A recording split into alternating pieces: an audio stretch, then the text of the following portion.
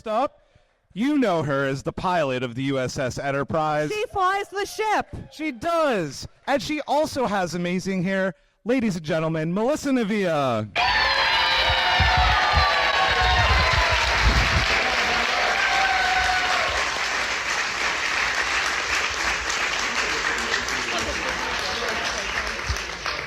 And Excited out there that you're the creator of Strange New Worlds. I know. I'm taking all the credit for everything now. amazing. Just hello. And now, the woman who got Una Chin-Riley off on the charge of being in the house. It is very early. I'm sorry, I've opened my AO3 account. The best lawyer in Starfleet, or not in Starfleet, from one of the best law episodes of Star Trek at Astra Per Aspera, we have the actress who played Neera, Yetide Badaki.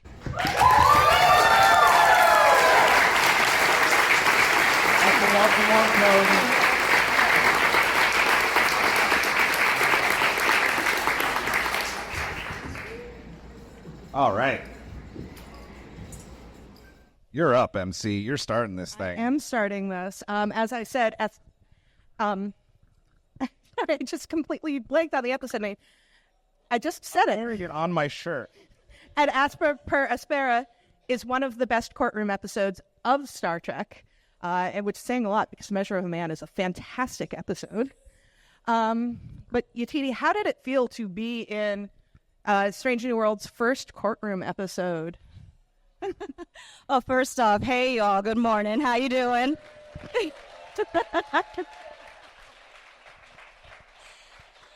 I hope you all have a minute for this question because you know I'm a huge Trekkie, right? Yeah, from being a kid in Nigeria watching, my in was originally Next Generation. So you say Measure of a Man, and I'm going, wait, what? And then, of course, from there, then I could go back to TOS. Then I could go to Deep Space Nine. I could go to Voyager. Basically anything Trek, I'm going to watch it. So then being asked to be on an episode was just above and beyond a dream come true. There was the initial moment of being, you got the episode. Yay. And then you got the episode. Yeah, exactly. And as a fan, you're going, wait a minute, I'm a fan. You can't drop the ball on this one. So being asked to be a part of it, and actually even initially, I didn't get a script because of NDAs.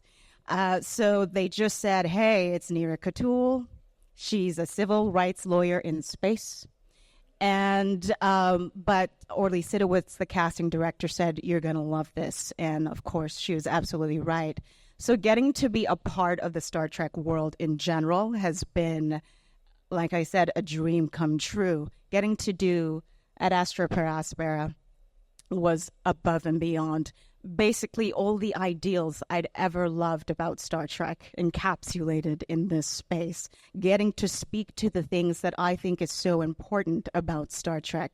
I mean, I always ask, who has an example of another future, a show that speaks of a future that's positive? Star Trek does that. Star Trek reminds us that that's possible. And so getting to be a part of an episode, getting to be a part of a show, getting to be with these incredible people, getting to share all of that, I feel truly, deeply privileged.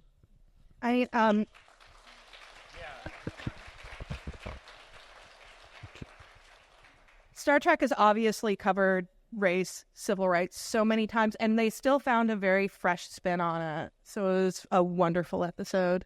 I love it. I think this is like one of 2 at Astra Per Aspera shirts that I own. So I think we said it was our favorite episode of the entire season. It was. Wonderful. Melissa, I want to talk to you about season 2. Had some of Trek's most memorable episodes. We have the musical. I know there were musical fans in the crowd already. Yeah. I think there was another one. I think there was. I think this guy like Boimler or Boims or someone and Someone named Mariner? Mariner, yeah, Beckett. They showed up in the crossover episode. What was it like to be a part of those two amazing episodes? Any funny on-set stories with those? It's so funny because anytime we get those questions, like, what happened on set that was funny or who, pulls the most practical jokes, and our answer is always just like, we can't remember or nobody does because we're all working. And so we've had this conversation when we're together. We're like, are we just not a fun cast?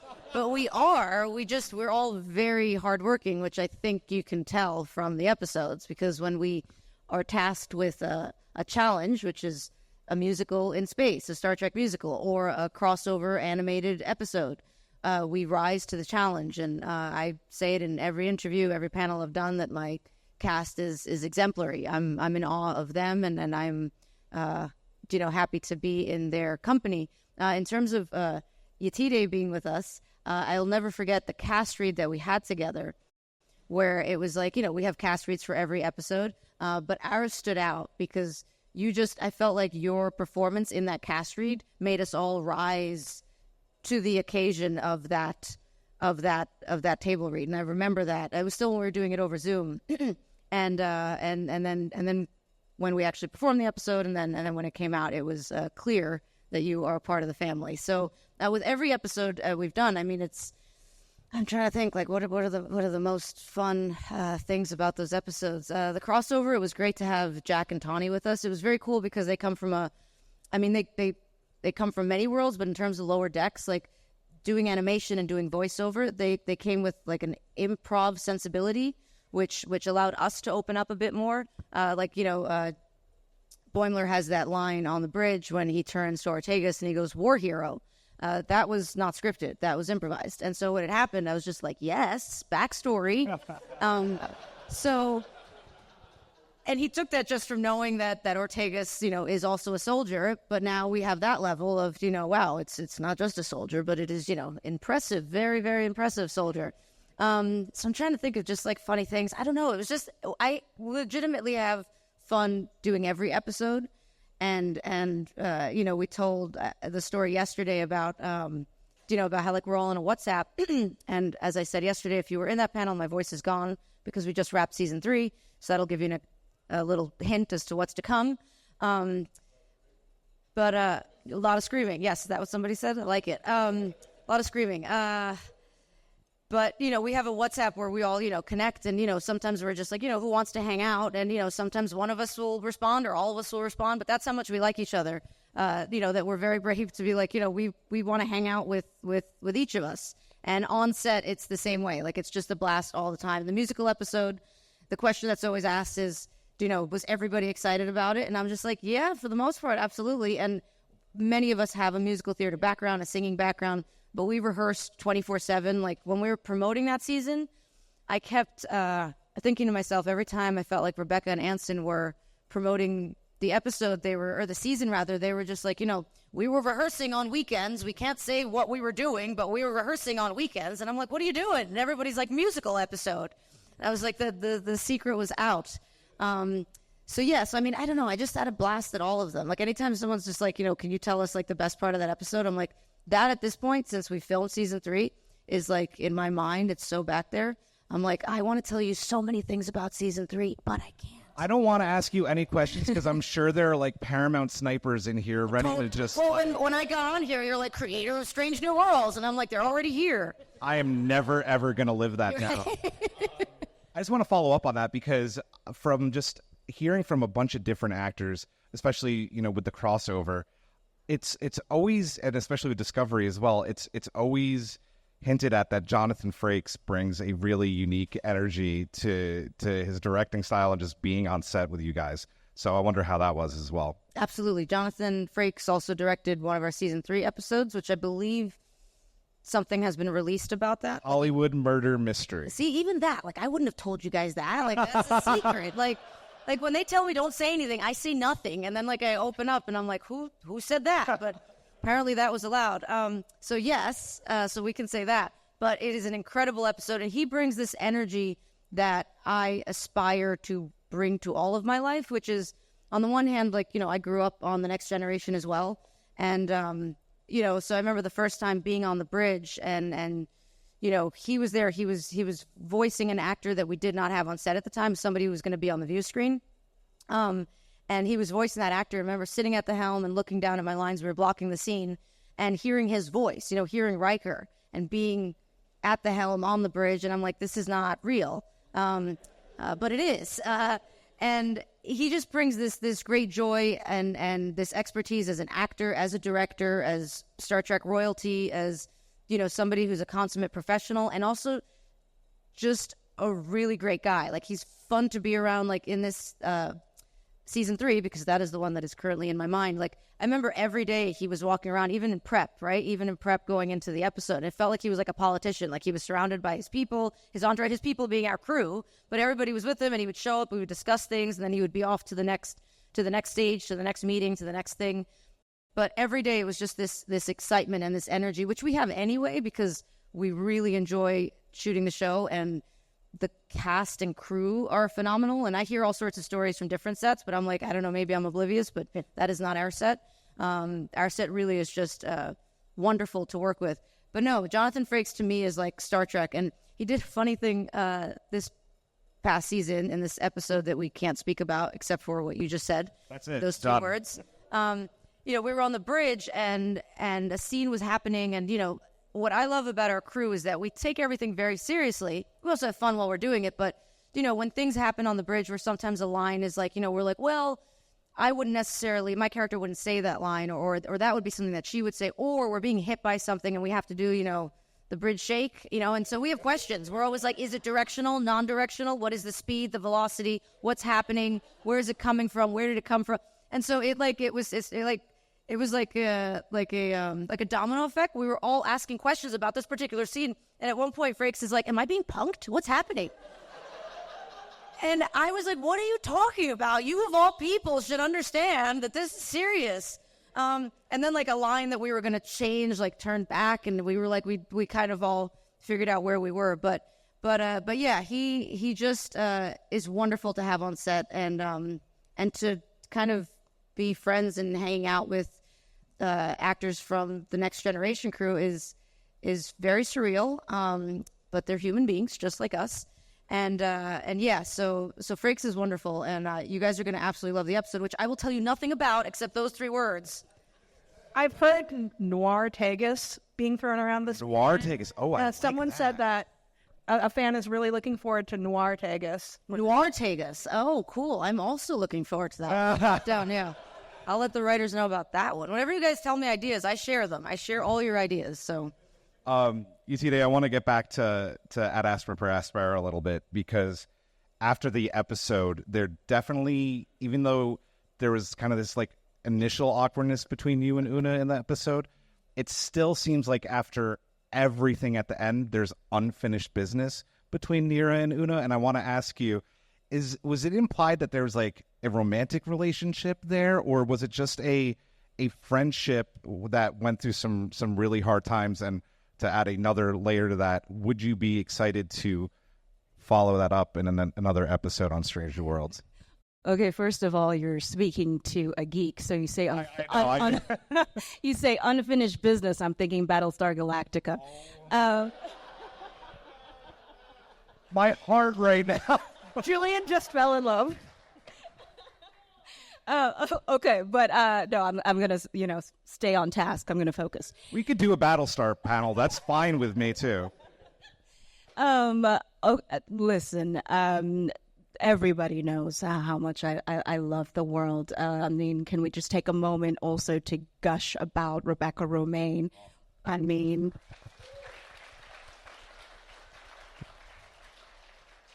the woman is incredible, and Una, that character. And I was very lucky in this and coming to spend time with everyone too, because our wonderful director, Valerie Weiss, for that episode, she insisted that Rebecca and I get time to, hang out, have drinks and talk, and get to know each other. hear the stories about how Rebecca got into Star Trek from her mother, watching it with her mother growing up and things like that. So we got to really have that kind of sleepover feel, that we got to know each other before filming. You understand how I'm dancing around? I know exactly what you're doing. Okay, yeah, I'm just kind of dancing around this right now. There are a lot of NDAs around this stuff. It's kind of an answer without answering. I like it. But that said, and adding in the idea of unfinished business, that is my answer. There we That's go. an answer we really like. To be continued. Melissa, everybody's been talking about Ortegas, and we've gotten just these nice little nuggets throughout the first 2 seasons. And I think what the most intriguing thing that we found out about Ortegas is like this little bit of a darker side. Like we saw that in Quality of Mercy in the alternate universe, where there was very much this darkness, and especially with, you mentioned the line about Ortegas being a war hero. It does seem like there might be some severe trauma there. So how do you feel about the idea of looking into Ortegas as a darker character? You're talking about the season finale? Season 1 season finale? Season 1 season. Yeah. So it's... because when I get names of episodes, like I'm still not fully there. Like I did conventions with Bob Picardo and Kate Mulgrew. I almost called her Kate Janeway. Kate Mulgrew in Australia and New Zealand over the strike when our union was allowing us to do conventions because we didn't want the fans to suffer. And it was very cool because watching them, like Jess and I were there together. We were there with Todd Stashwick as well, and so myself and Jess Bush, and it was great watching Bob and Kate speak about episodes because they've been doing this for so many years and seeing the love from fans. But they would be able to call up like the title of an episode and like, do you remember? And blah, blah, blah. And she's like, oh, of course, when you handed me this. And Jess and I are sitting there and we're like, I'm like, what was the name of any of our episodes? And we're like, we do. So maybe that will come in time the more that we do these. But I'm like, are you talking about season finale? So yeah, season finale of season 1.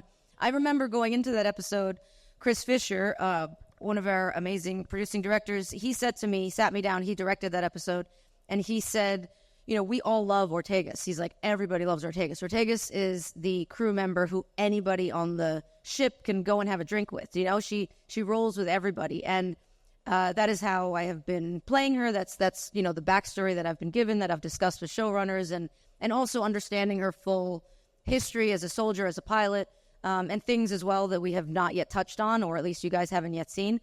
And he said, but for this episode, we want the opposite. We do not want to like her. We want her to have gone down a path that has made her into somebody who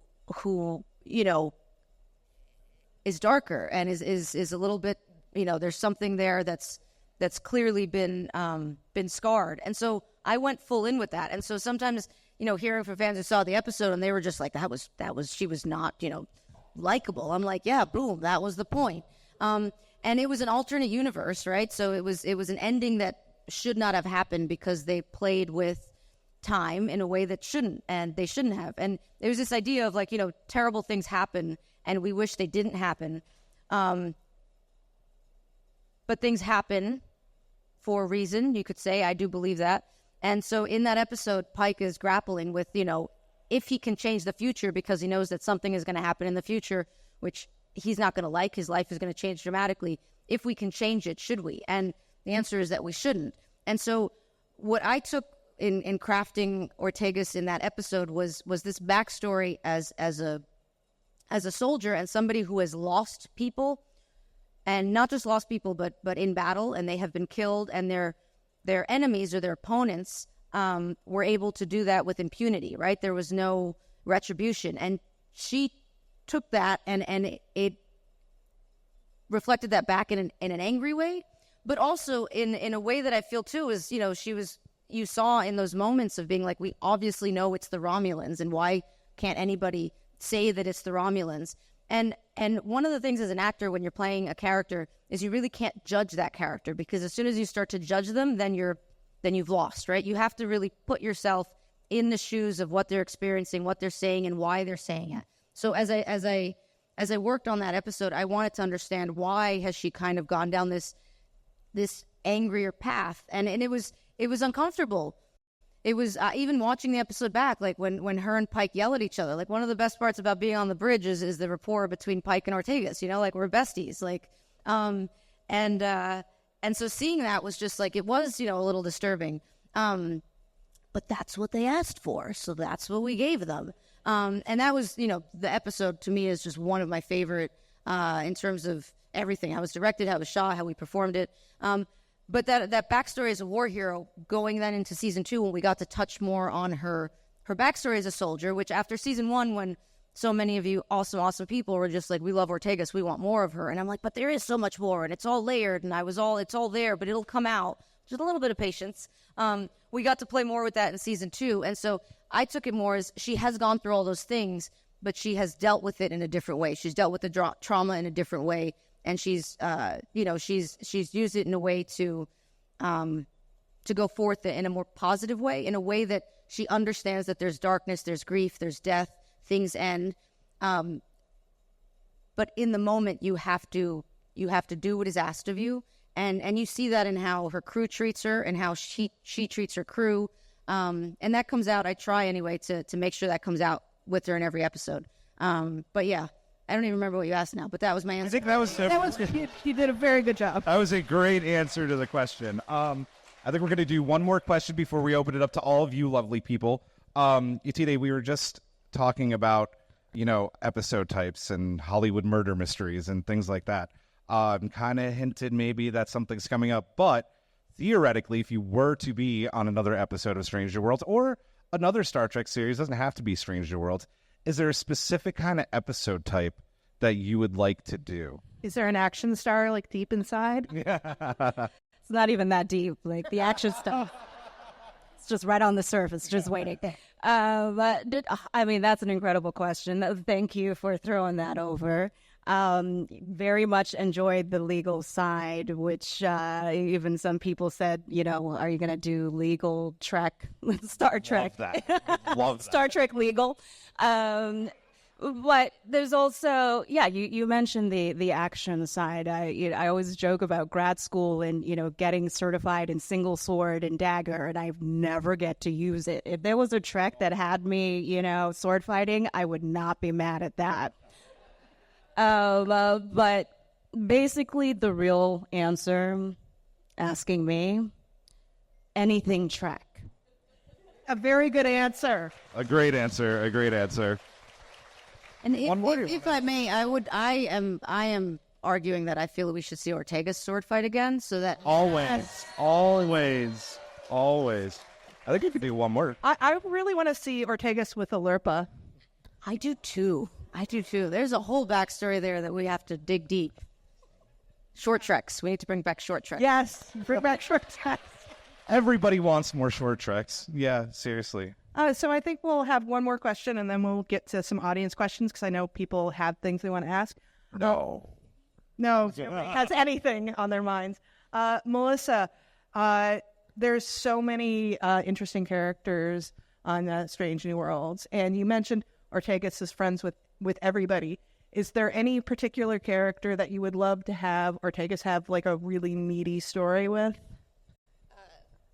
So yesterday I spoke about how, you know, we have 10 episodes a season. I know that can be frustrating because we all want to go back to the days of 20 plus episodes, but the reason is that every episode is truly a mini movie, and it takes so much time. Like, we just wrapped season 3, but it's going to be probably another 6 months of post-production.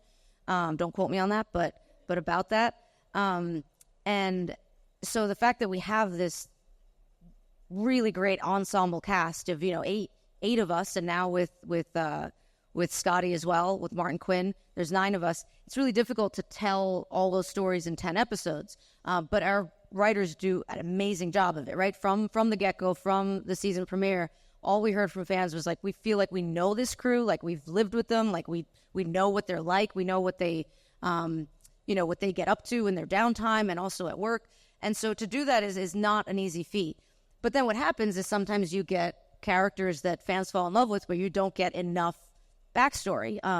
And so myself and Dan, who plays Sam Kirk, we always talk about how we feel like Ortegas and Sam Kirk are like buds, like they've been through it. So anytime you see us in scenes together, like we have backstories, and we're just like, and we want to develop more of that. I don't know if the writers have any idea, but yeah, I would love to see more of like Ortegas and Sam's what shenanigans they get up to.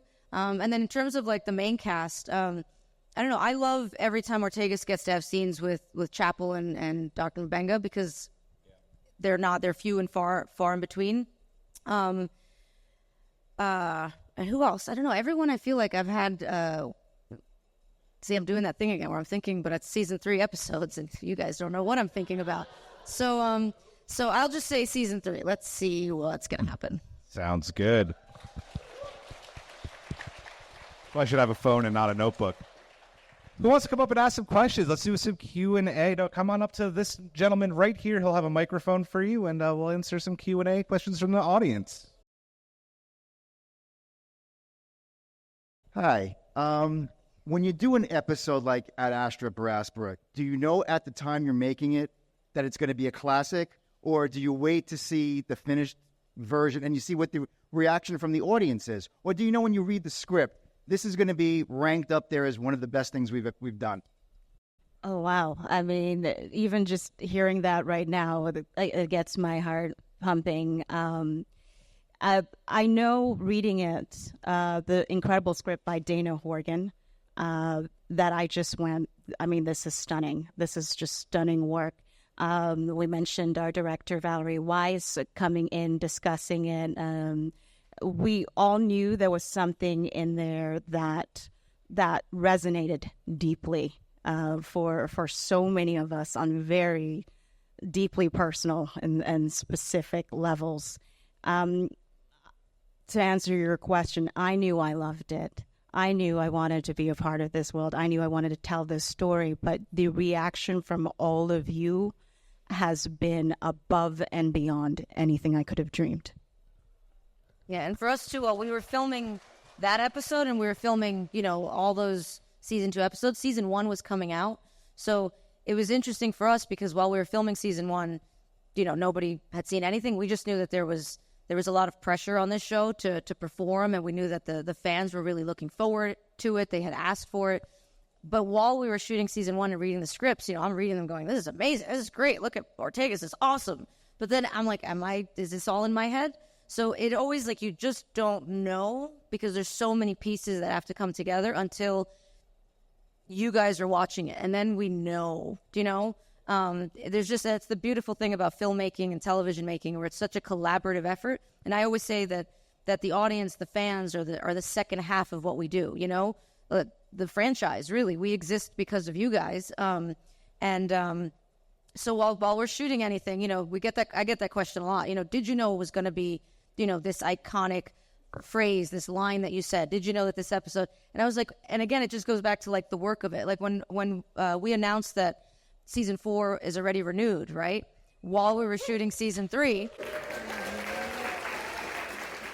I mean, the reaction from the fandom online was so wonderful to see. So many people were like, I was sad and now I am happy. Now the week is great. The month is good.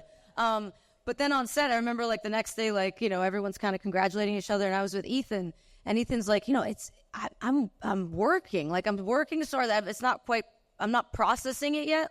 As actors, we're always happy to hear that we're going to still be working, but we're so in every episode, and we see it, we take it day by day, scene by scene. And I think that ends up, instead of kind of getting wowed by the immenseness of what we're doing, if we just every day just trudge forward, it's what makes sure that when the episode comes out that you see the hard work that went into every moment. Thank you.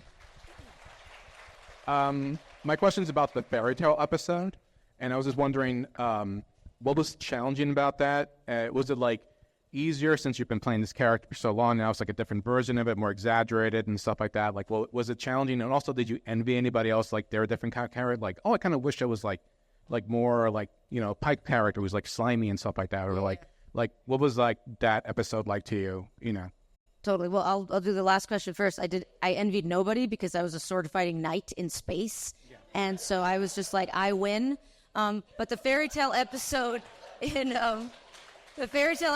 season 1 was like our musical episode in season 2, in that we spent the whole season knowing about the episode and preparing for the episode in ways, but not having a script for the longest time.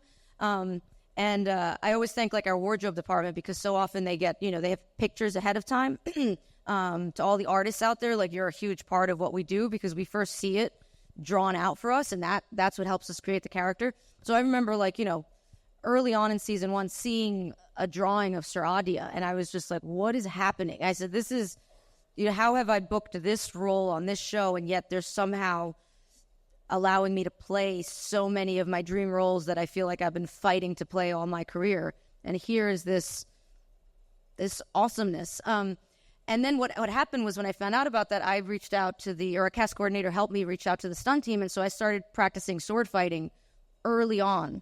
And the script didn't come out until we didn't get it. And this is not common, but this was like, they were clearly really fine tuning it. We didn't get it until like the day before. And I still remember being in, I think it was the makeup trailer where the other departments get the script because they have to prep for it. And somebody was just like, they're like, Babs has a huge emotional arc. And Babs is at the other side of the trailer. He's like, what? And Babs, just like all of us, but especially Babs, like, he put so much work and preparation, and it shows in everything. Like, he is just an incredible actor. I don't have to tell you guys, but he was just like, what are you saying to me? And we were getting the script like the next day. And so in that way, they were similar in that we kind of found out about them. We knew about them, but we got the script kind of later in the game. The musical episode we got a little bit earlier, and we also started doing songs and practicing songs well before we knew the storyline. So when we got the storyline, that's another one. In fact, I was sitting with Babs for this one too. We were sitting in the transporter room. This is my life now. Like, we were hanging out in the transporter room, and Anson was like on the other side. Like, our chairs were set up there. We were doing a scene in some other room, probably Pike's Quarters. And Anson was reading through the script. This is the musical, and he read it. He's just like, "This is one of the best episodes of television I've ever read." Babs and I were like, "What?" And I would say he was right. Subspace Rhapsody is pretty awesome. So yeah. There's one of you out there that keeps talking, and I keep missing what you're saying, but I'm sure it's great, whatever you said. Oh, I do. Oh, that one. But that one, the musical episode, that's true. But that one is like, I did a space event last weekend with, NASA scientists and astronauts, and people would come up to me, they're like, Subspace Rhapsody is our favorite episode of season 2. So the musical episode is just by far the one I hear about the most these days. But there you go. Yeah, no, it was just a blast to shoot, and no, I would not have traded Sir Adia for anybody else. You just were talking about hanging in like all the different sets. Do you guys give crap to Anson for like how big his quarters are?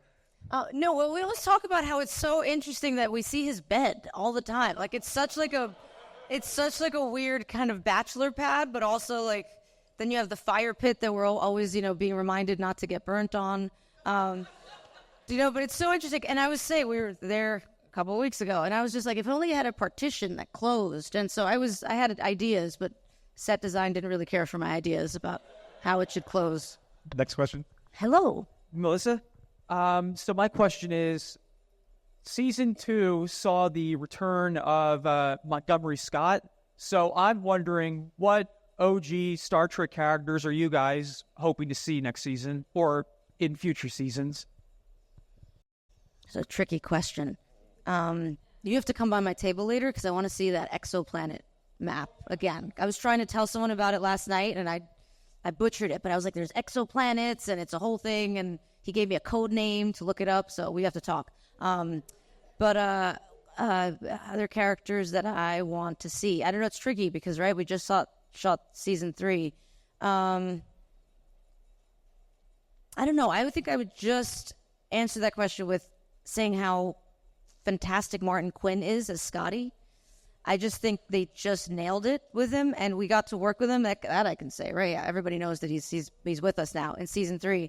I'm trying to think. I just had that crazy flight the other day with Michael Dorn, and so a lot of fans were just like, is there any way that Worf and Ortegas, in some manner, some relative can meet And so now I was thinking of like all these ways for us to meet characters from other shows and other timelines. And it's strange because we meet now in person. Like I said I'm a Met because I was about to say Nana Visitor. I said I'm a Met. So Nana Visitor the other day from Deep Space Nine, and it was like we were old friends. Like so I would have to meet me later at the table with your exoplanets, and I will have a better answer for you. Cool, awesome. Next. Hello, my question is for you, Melissa. I was just wondering, did you always have short hair? And did you have any input on your fabulous haircut? Yes. So I've almost always had short hair. So that when I was little, I loved short hair. I was just like, short hair is just better. Long hair is silly. Long hair takes work and it's dangerous. It gets caught in things. And so all my pictures as a baby and as a little kid have me with short hair. And at some point, my family was always very supportive about everything in life through to right now to today. They're the reason that I'm up here on this stage. And they were always just like, yeah, whatever you want to have. It was other people, sometimes kids, who at some point for a couple of years, made me doubt that I was right in my short hair. And so I grew my hair out a little bit, maybe around like the ages of 11 and 12. And I found out I had super curly hair. So anytime I see someone with amazing curls, like I have to tell you that your hair is wonderful, because I know how much work that takes. But I grew my hair out and it felt like, looking back on it, I'm like, I should have just, held my ground. But it was also like, I was growing it out and people were telling me, oh, girls should have long hair, and I was growing it out. And I said, I was made for short hair. Like, this is just me.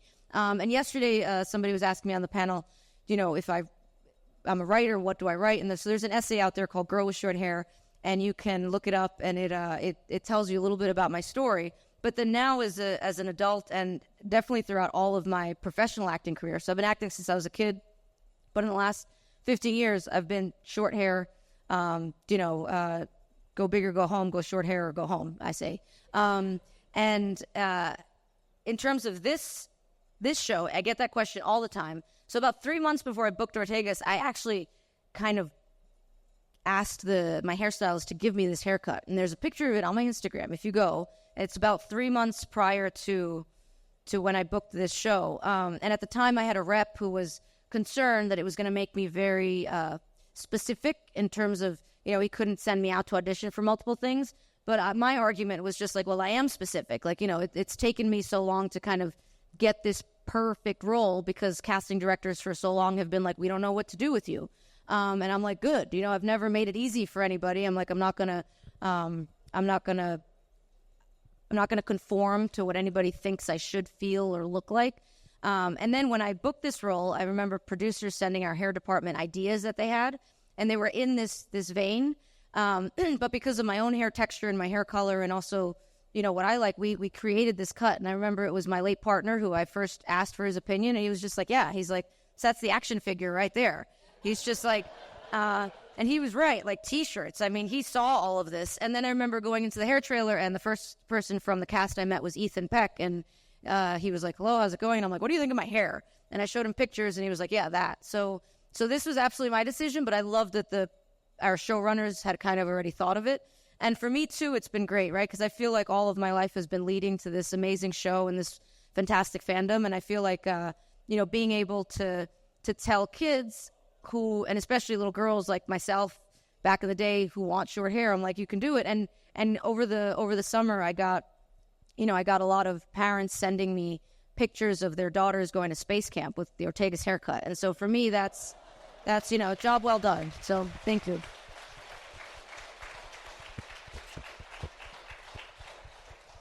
Hello. Hi.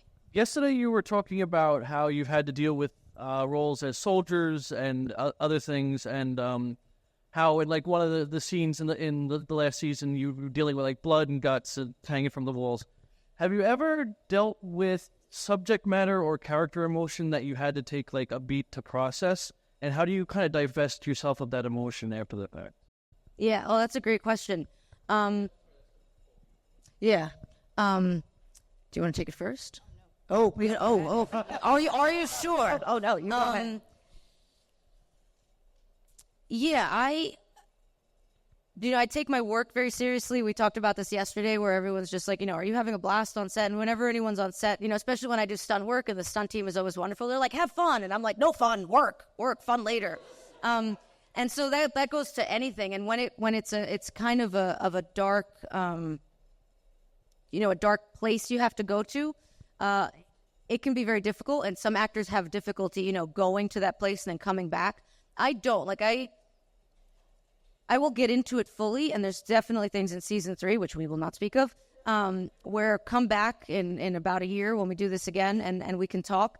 But I'm trying to think of season 2, for example, the episode with everyone's favorite line, "I fly the ship." That was difficult, because essentially we're witnessing her having a panic attack and going through a moment when she doesn't know who she is or what she does. And we've all been in that space where we have imposter syndrome or we question what we're doing if we're able to do it. And so I went to the full extent of that. And I remember on set in that scene, I'm always, you can ask my crew and my cast, they can, I won't speak for them, but I like to think that I'm always very, I'm very chill and I'm very but in that scene, I remember when we were doing it, our script supervisor and our AD, who sometimes they have to come in and they have to do the computer's lines, or they have to be the sound of the meteors that are hitting us. And so I remember in that scene being so in it, right, and not wanting to release from that, because if I release from it, sometimes to go to that next take, then it's not there, right? So I have to be in it. And I remember, if everyone remembers that scene in the bedroom in Ortegas' quarters. And we have things hitting the ship, and then we have the computer speaking. And I remember it was so heightened. Our AD and our script supervisor, who were wonderful, they missed their cues. And then I was just say the lines on the page, keep going. And then we did it again. And then afterwards I was and everyone started clapping. And I'm I am so sorry for yelling at you. They were you were in the moment. And I was I needed you to boom when we needed to boom. But that all came from a place of I was in such a state of absolute distress. I can even feel it in my body right now as I'm talking about it. But I don't know. I can just speak for myself that I get there to that place and then I pull it back because I know that I have to walk off set and go and hang out with my cast and, be a chill person. Otherwise, I think I don't know what would happen to me. I probably couldn't talk to you guys as much as I do if I let that go. But now you go now. No, that's a great response. And I kind of wish I had witnessed that moment. It sounded incredible.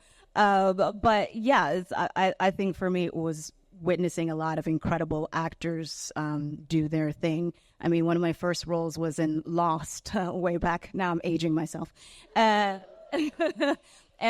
I remember, having scenes with, Ben Linus, that character, Michael Emerson, and he would be so intense and so, you've seen it, and then they say cut and he's cracking the most hilarious jokes, and that was something that had always stuck with me, is that having to get yourself back out. And with American Gods and playing Bilquis, playing this ancient goddess going through all kinds of things, we had a lot of dark moments in that too. So I had to get into a practice, like Melissa was saying, of being able to jump back out of it, snap back out of it right after. It's always fun to be around cast members pranking and doing, ridiculous stunts right after you've yelled cut, in order to pull yourself back out of that.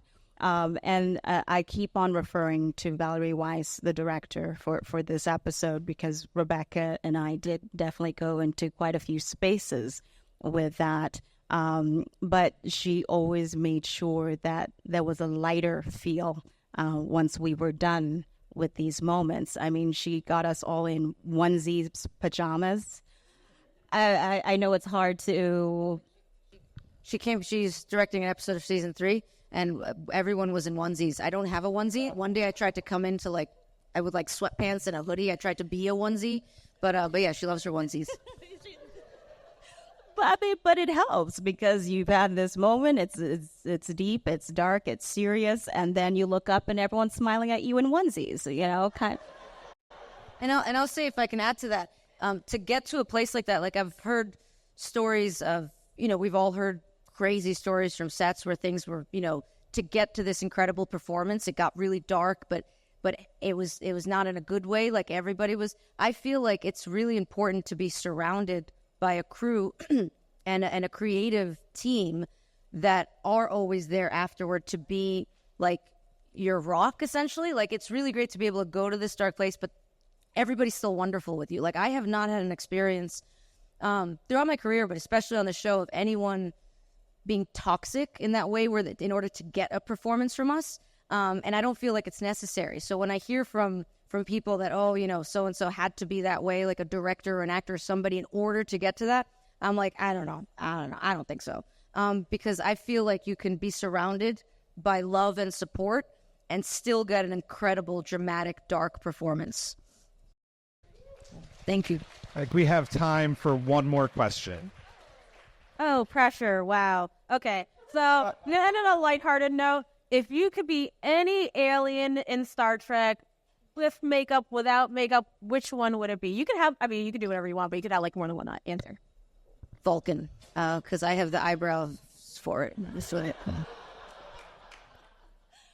Oh, I mean, so many to choose from. I think I kind of want to be a Klingon. Yeah. Those are good answers. Yeah. We could do one more. Got time still. That was good. If anyone didn't get their questions, like, we're at tables later, so come and ask. The question is for Yetide. So we all know that Star Trek kind of started following the Civil Rights Act, and it has a huge theme of diversity and inclusion. But your character is so specifically involved with civil rights. I was just wondering if you could comment a little bit more on what it's like to be acting in this civil rights context when it's been such a real part, and for many people, a matter of life and death and danger and all of that. Just a little more comment. I mean, that's a stunning question. Thank you for asking that. I think you all know by now my deep love and admiration of Star Trek. And the reasons why. It took me many years to actually understand that my whole worldview was created by what I experienced in watching Star Trek. And I used to say one of the things I loved so much was Picard's speeches, those impassioned speeches of how we could do better, we can be better, we can evolve, we can grow. And, probably some people just saw it as a bit of entertainment, but that stuck in a young child's mind. And that came to every situation, whether it was interpersonal, whether it was the way that you see injustice in spaces, individuals feeling less than. And I would, always that would echo. I would hear Picard saying, no, be better, do better, grow, evolve. So getting to address that, bring that in this episode with this incredible, sorry, I'm looking over at Melissa, with just, they're just such a wonderful group of people to be around. It was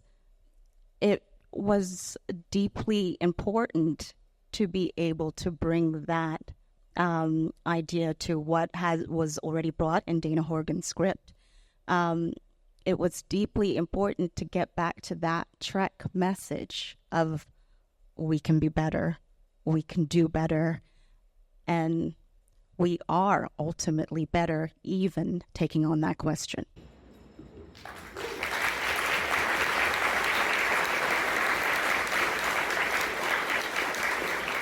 That, unfortunately, is our time for today. We got to make room for the guys at Cool Waters to do their game show with amazing Trek actors like Tara Rosling, Gabrielle Ruiz. So stick around for that, please. But Melissa Yetide, this has just been an absolute privilege and honor.